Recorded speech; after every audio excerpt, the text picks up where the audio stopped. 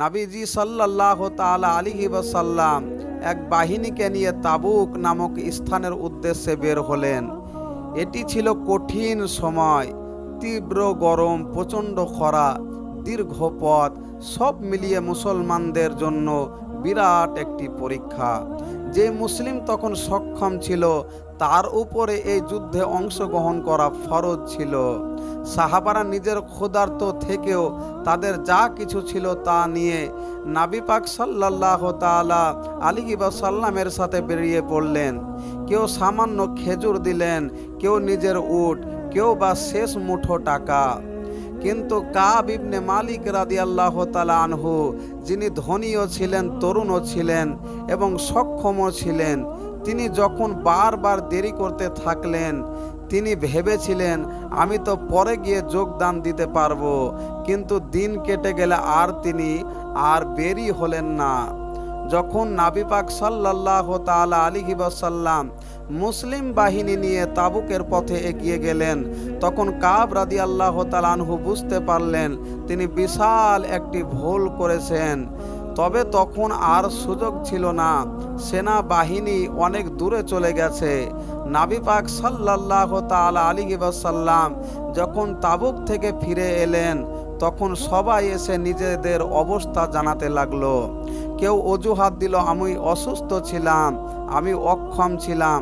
কিন্তু কাব রাদিয়াল্লাহু তাআলা আনহু বললেন না, কোনো অজুহাত দিলেন না। তিনি সোজাসুজি বললেন, ইয়া রাসূলুল্লাহ, আমার কোনো অজুহাত নেই, আমি সক্ষম ছিলাম কিন্তু অবহেলা করেছি।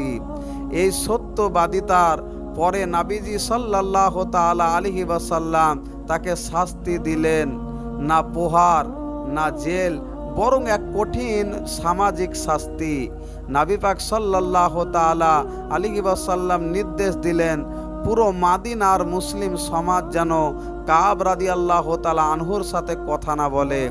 ভাবুন একবার, এক সাহাবী নবীজির প্রিয় সাথী, হঠাৎ 50 দিন ধরে কেউ তার সাথে কথা বলছে না।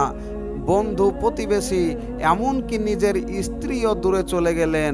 কাব রাদিয়াল্লাহু তাআলা আনহু বর্ণনা করেন, আমি সালাম দিতাম কিন্তু কেউ উত্তর দিত না। আমি মসজিদে নামাজ পড়তাম, নবীজির দিকে তাকিয়ে থাকতাম কিন্তু তিনি মুখ ফিরিয়ে নিতেন। এ কষ্ট এতটাই তীব্র ছিল যে কাব রাদিয়াল্লাহু তাআলা আনহু অনুভব করলেন পৃথিবী যেন তার জন্য সংকুচিত হয়ে গেছে, তার বুকে দম যেন বন্ধ হয়ে আসছিল। 50 দিন এভাবে কেটে গেল। ঠিক 50তম দিনে হঠাৎ কাব রাদিয়াল্লাহু তাআলা আনহুর কাছে একজন দৌড়ে এলো। সে চিৎকার করে বলল, ওহে কাব, তোমার জন্য সুসংবাদ, আল্লাহ তোমাকে ক্ষমা করেছেন।